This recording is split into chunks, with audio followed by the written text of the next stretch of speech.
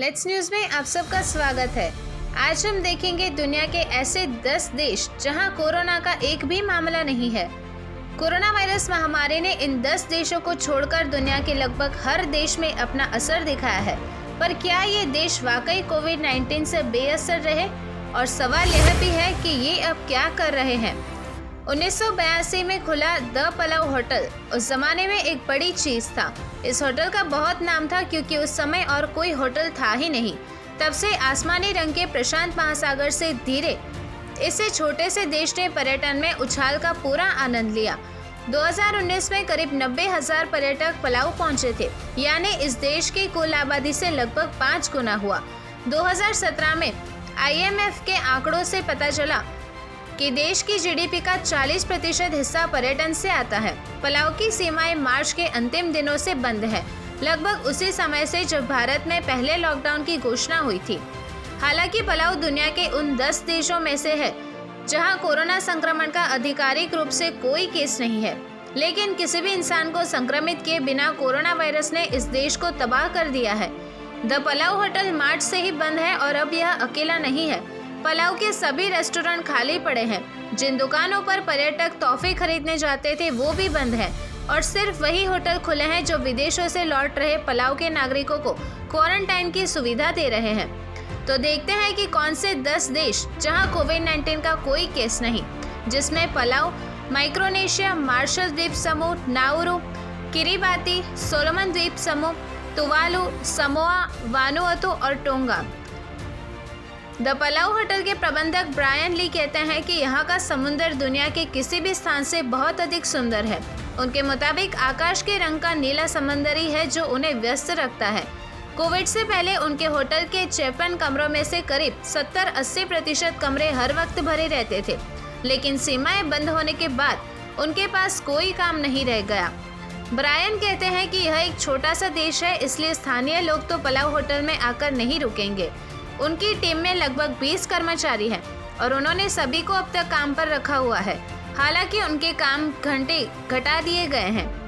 वे कहते हैं कि मैं रोज उनके लिए काम ढूंढने की कोशिश करता हूं, जैसे भी रखरखाव का काम, किसी हिस्से के नवीनीकरण का काम या इसी तरह कुछ और। लेकिन खाली होटल में रखरखाव और नवीनीकरण का काम हमेशा के लिए नहीं किया जा सकता।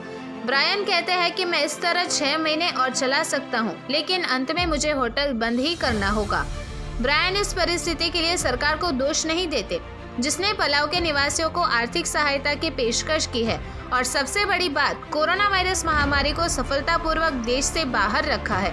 वे कहते हैं कि सरकार ने अपने स्तर पर अच्छा काम किया है, लेकिन पलाव के सबसे पुराने और जमे हुए होटल का ही अगर ये हाल है तो वहाँ जल्द ही कुछ बदलाव करने की जरूरत है।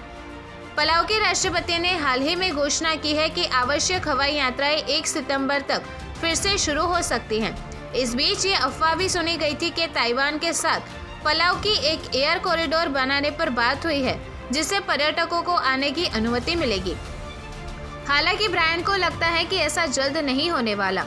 वे कहते हैं कि सरकार को बिजनेस फिर से खोलने शुरू करने होंगे। शायद न्यूजीलैंड या उस तरह के अन्य देशों के साथ पर्यटकों के लिए एयर बबल शुरू करना मदद करे, वरना यहाँ कोई भी काम धंधा करने लायक ही नहीं बचेगा।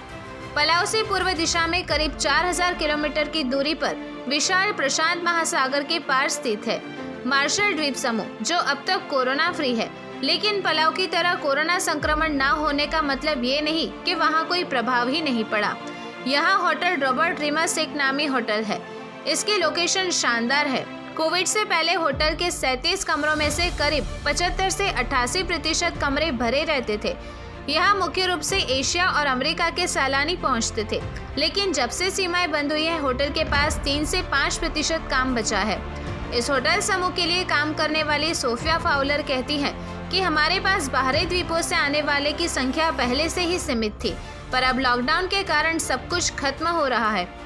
राष्ट्रीय स्तर पर मार्शल द्वीप समूह में कोविड-19 के कारण 700 से अधिक नौकरियां जाने की उम्मीद है, जो 1997 के बाद से सबसे बड़ी गिरावट है।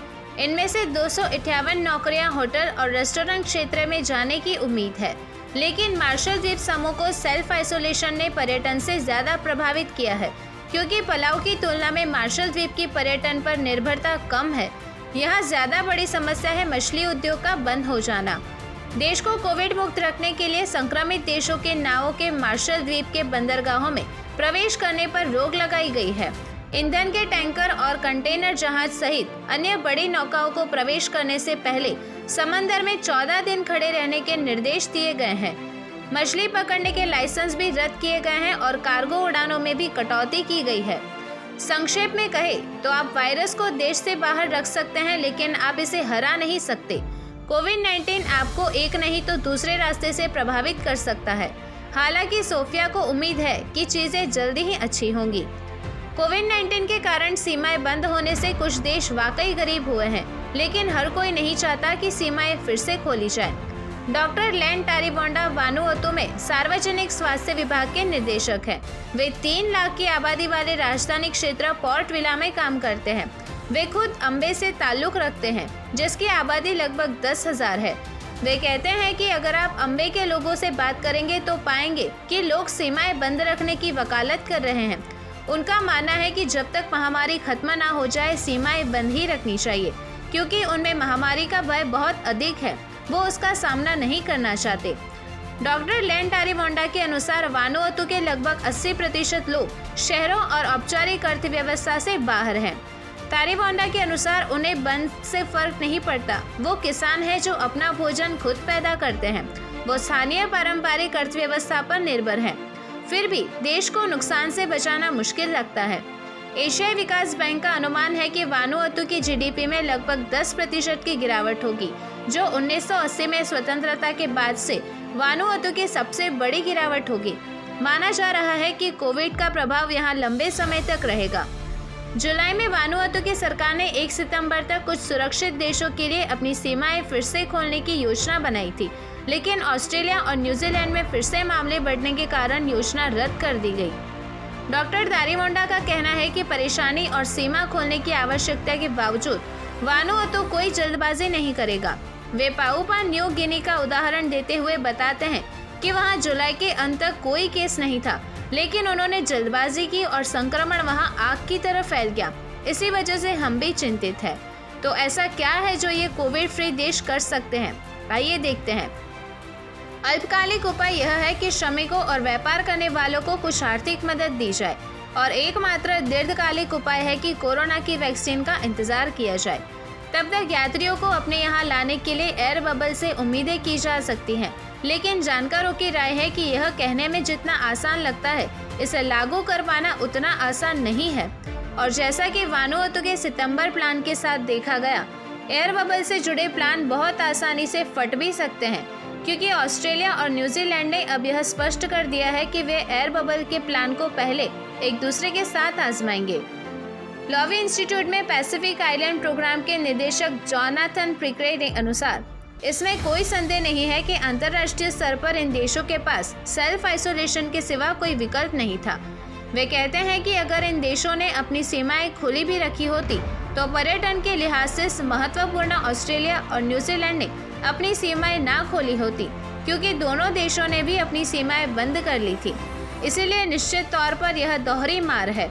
संक्रमण और बीमारी तो है ही, साथ ही यह आर्थिक संकट भी है।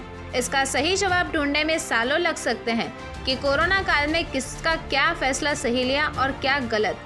लेकिन पीछे मुड़कर देखने पर प्रशांत महासागर में स्थित इन देशों के सीमाएं बंद रखने के निर्णय को शायद कभी कोई गलत नहीं बता पाएगा।